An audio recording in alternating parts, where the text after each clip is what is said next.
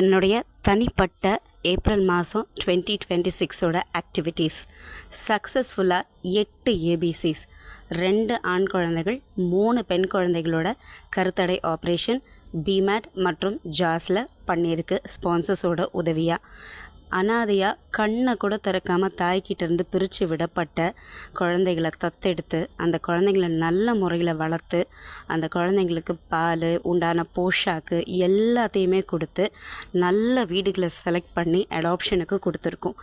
7 குழந்தைகள் நல்ல வீடை நோக்கி அடாப்ஷனுக்கு போயிருக்காங்க. ப்ரீடுன்னு அலையிறவங்க மத்தியில் இன்னமும் திருநாய்களை தேடி வர நல்லுள்ளங்கள் இருக்க தான் செய்கிறாங்க. அந்த உள்ளங்களை தேடி கண்டுபிடிச்சி இந்த அனாதை குழந்தைங்களை கொடுத்தோம்.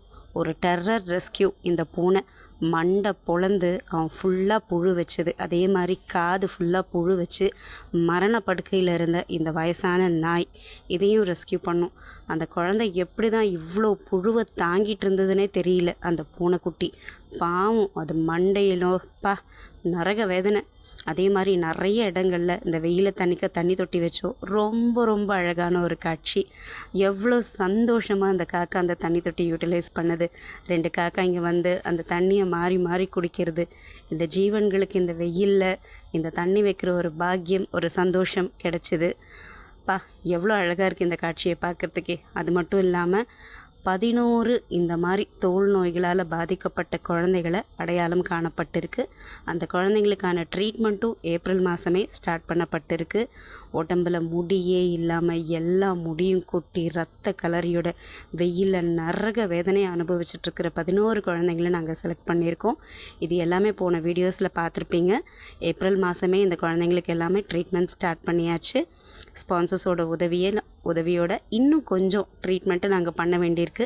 அதுக்காக முடிஞ்ச உதவிகளை நீங்கள் பண்ணணும்னு நாங்கள் கேட்டுக்கிறோம்.